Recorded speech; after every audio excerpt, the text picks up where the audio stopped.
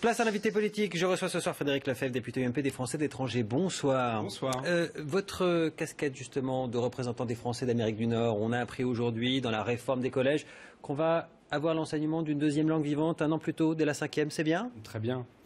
Vous savez, le multilinguisme, j'ai d'ailleurs proposé au ministre qui précédait la ministre actuelle, Benoît Hamon, de conduire, et j'espère qu'on le fera avec la ministre actuelle, de conduire quelques expérimentations dans des établissements français défavorisés sur la base de ce qui existe en Amérique du Nord, ce qui existe notamment par exemple au lycée de Houston, où le multilinguisme devient un élément de réussite et on apprend très très tôt, on utilise y compris les langues d'origine des jeunes enfants pour en faire ensuite des gens qui sont mieux armés dans la vie économique et pour affronter la mondialisation.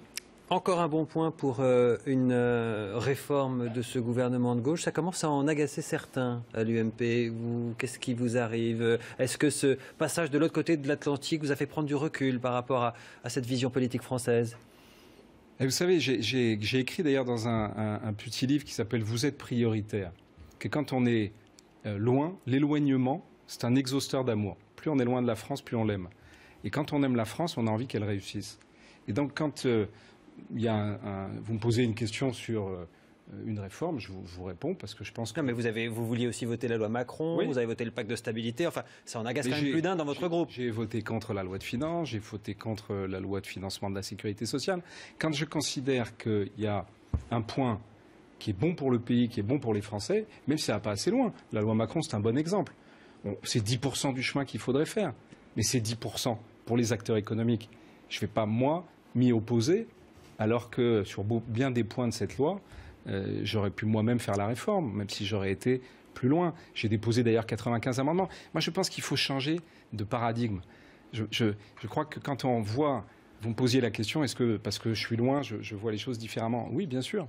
Quand on est loin de la France, la première chose qu'on regarde, c'est... Qu'est-ce qu'on voit quand on est loin de la France? Qu'est-ce qu'on voit de la France quand on est loin de la France? Et quand on a été aux manettes comme vous? On voit deux choses. D'abord, on voit des choses que les Français ne voient même plus. C'est-à-dire, par exemple, le formidable système de protection sociale qu'on a en France. En France, plus personne ne s'en rend compte.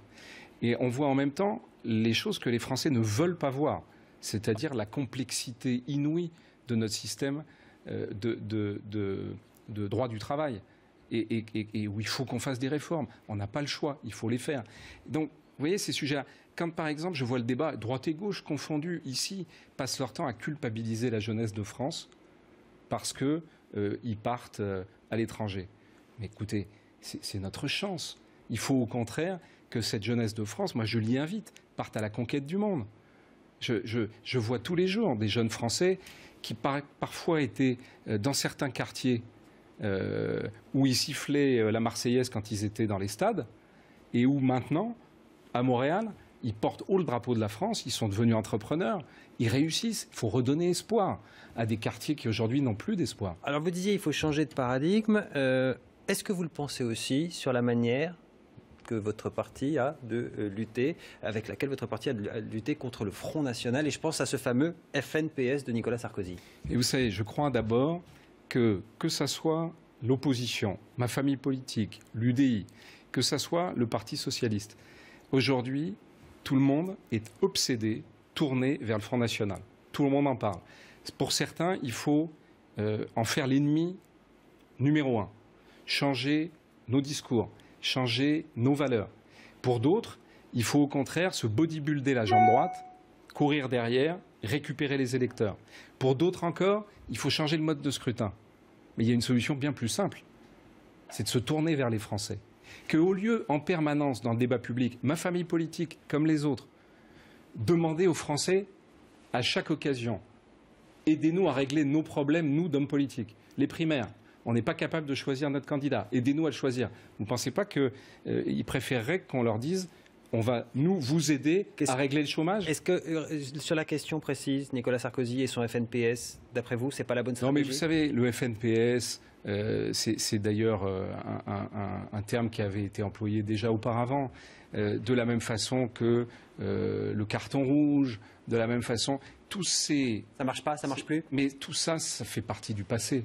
Tout ça, ça n'appartient plus au débat public d'aujourd'hui. Vous êtes en train de dire que Nicolas Sarkozy, votre ancien mentor, fait partie du passé quelque part avec cette stratégie? Bah si, c'est ce que vous êtes en train de dire. Non, mais je dis pas ça. J'entends bien que vous vouliez personnaliser. Ben non, mais c'est lui qui tient les rênes aujourd'hui de l'UMP, c'est lui qui a cette formule et c'est lui qui a cette stratégie, qui n'est pas rien, qui va porter le parti jusqu'en 2017. Et vous dites c'est une stratégie du passé. Vous avez compris que quand je parle de désigner le Front National comme l'adversaire qu'il faut attaquer tous les jours, c'est pas nécessairement la stratégie qui a été employée par Nicolas Sarkozy seulement.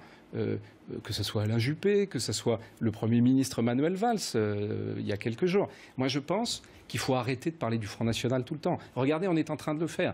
Moi, je préférerais qu'on parle, par exemple, d'un sujet, le chômage, à la suite des vœux du Président de la République. Je t'ai invité à Télématin.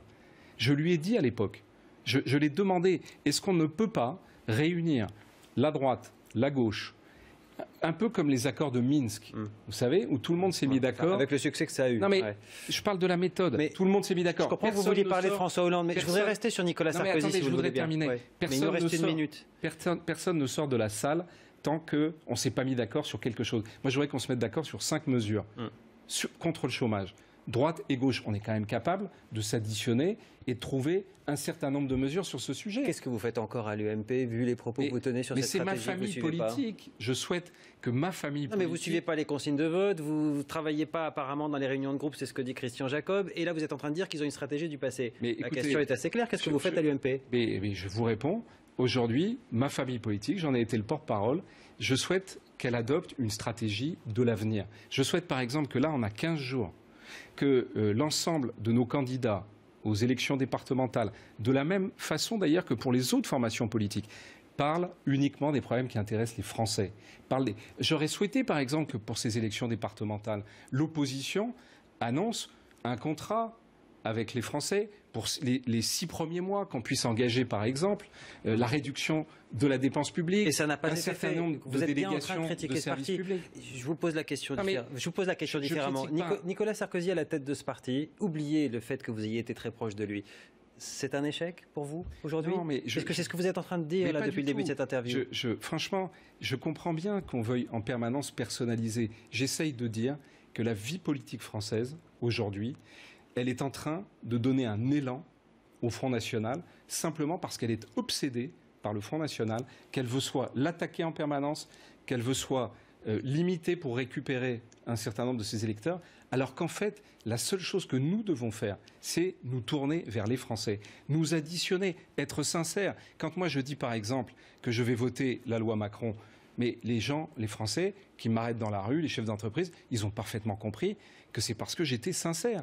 Et c'est ça qu'il faut aujourd'hui à la vie politique française. Se tourner vers les gens, être sincère, s'occuper de leurs problèmes. Merci Frédéric Lefebvre d'être venu répondre à nos questions avant de repartir pour les États-Unis dès demain matin, si j'ai bien compris. Vous restez avec nous. À suivre la météo et le grand débrief foot. C'est la Ligue des Champions ce soir. On se retrouve juste après.